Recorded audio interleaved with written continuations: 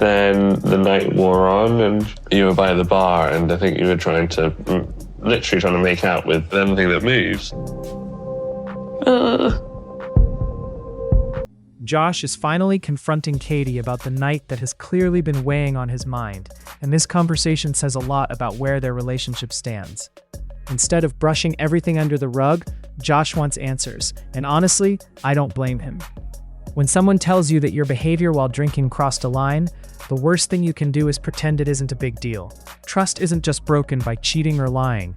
Sometimes it's damaged by actions that make your partner question whether they really know the person they're with.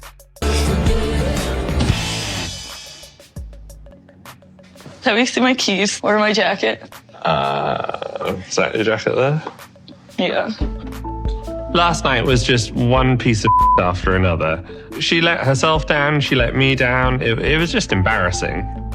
I don't want a relationship where ultimatums feel like the only thing left. But on the other hand, how much worse is it supposed to get before the real hard questions are the ones that you need to ask? Does she actually need to take someone home before, I wake up out of this bull that I'm letting myself be in? Okay, this is my jacket. I don't know where the keys are. Oh, look! It's my present from Orion. I'm dying. I think I drank as much as I did last night because it was like my birthday. And also, it was like high stress environment with the whole Ryan is visiting and Josh and him were chatting for the first time.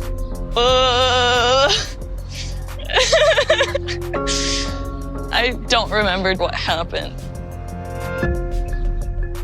Can you tell me what happened last night?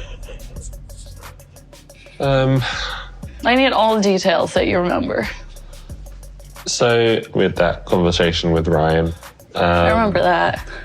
Then the night wore on and you were by the bar and I think you were literally trying to make out with anything that moves.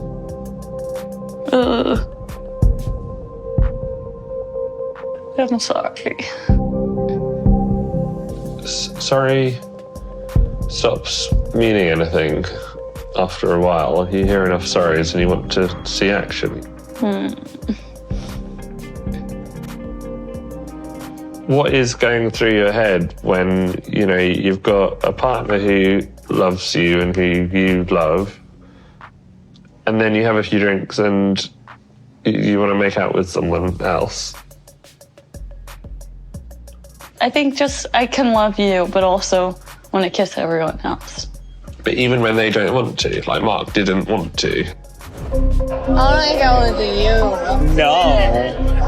Catie, you have a fiance. I don't want to cross his boundaries. But you're crossing my boundaries. Do you think everyone's uncomfortable and when they come, will they hang out with me ever again? I'd like it if we could talk about us. I've definitely lost friends because of things I've done when I'm drinking.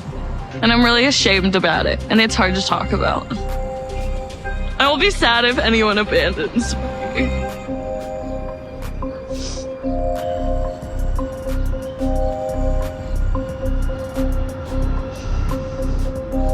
I worry all the time that I'll lose Josh. And I'm worried I'll push him away by my actions. I don't know, I feel like I'm freaking out. So what would help? I'm just worried that I don't like it when things happen that are bad. What I'm looking for is just, I want to feel cared about and loved.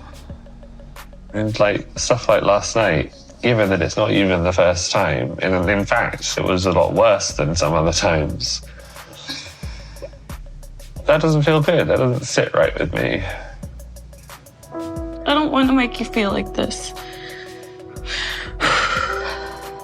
I think what I want to see is some serious thought from you about what you want, because we're getting married. Right? I want to see that you really know what that means and that you see the commitment I'm making to you. I want to feel it in return. And it's kind of up to you to figure out how to do that. We have less than 90 days before we get married now. Catie needs to understand that we're not going to have this conversation again. I love Catie, and that's why it's so difficult to understand what's going on. Like, it seems like I either need to tolerate this in order to love her, or I walk away.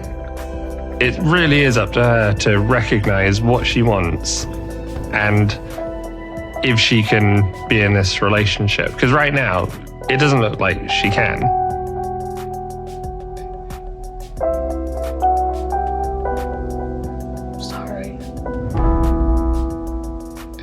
On 90 Day Fiancé, Josh opens up to Catie about what happened while she was drunk. And it's obvious that he's still trying to process everything. What makes this situation so uncomfortable is that Josh isn't just talking about one embarrassing moment.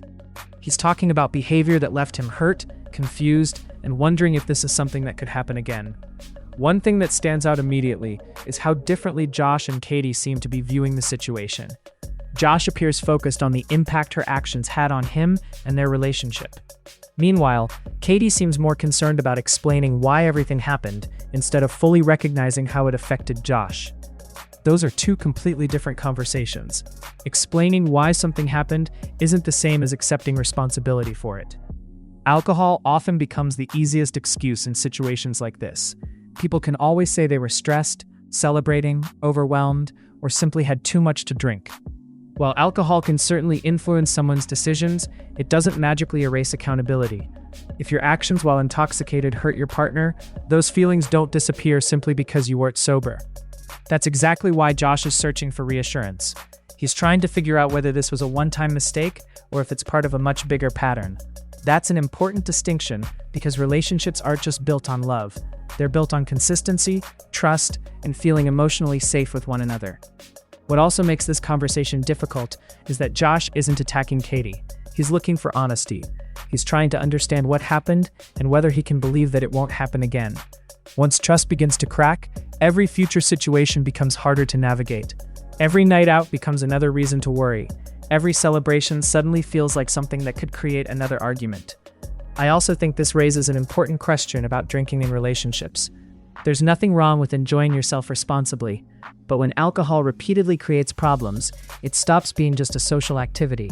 It becomes something that begins affecting your relationship, your decision-making, and the people closest to you. If someone regularly reaches a point where they lose control over their actions, that isn't something to ignore. Whether it's occasional or frequent, it deserves serious attention because the consequences don't just disappear after the hangover is gone. The emotional damage often lasts much longer than the night itself. Josh seems exhausted trying to understand what happened, and I can understand why. Nobody wants to constantly wonder whether the person they love will become someone completely different every time alcohol enters the picture. That uncertainty creates anxiety, and anxiety slowly eats away at relationships. Another issue is accountability. It's one thing to apologize, but an apology means very little if nothing changes afterward. Real accountability involves recognizing the damage, understanding why it happened, and making genuine efforts to prevent it from happening again. Without that, apologies start sounding repetitive instead of meaningful. Catie may genuinely regret what happened, but regret alone isn't enough to rebuild trust. Josh needs actions, not just words. That's the difficult part about repairing a relationship after incidents like this. Trust isn't restored through one conversation. It's rebuilt over time through consistent behavior. The emotional imbalance here is also noticeable. Josh is carrying the weight of wondering whether he can move forward confidently, while Catie has to prove that this incident doesn't define how she'll behave in the future. Both people have work to do, but the responsibility to rebuild confidence naturally falls more heavily on the person whose actions created the problem. Relationships can absolutely survive difficult moments like this, but only when both people are willing to face the issue honestly.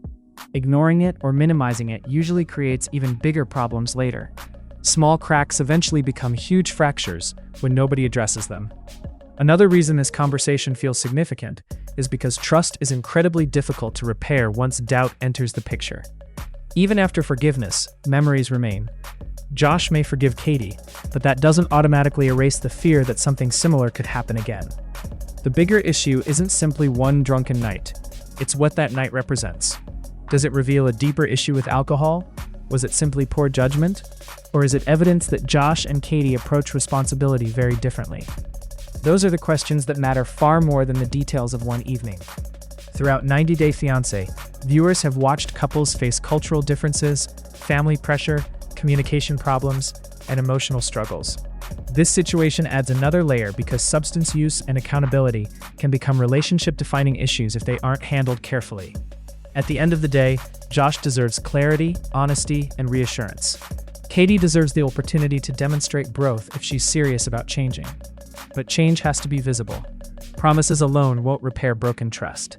This moment may ultimately determine whether Josh and Catie become stronger together or whether this incident becomes the beginning of the end. Relationships don't usually collapse because of one mistake. They collapse when mistakes continue without meaningful change, accountability, and a shared commitment to rebuilding what was damaged.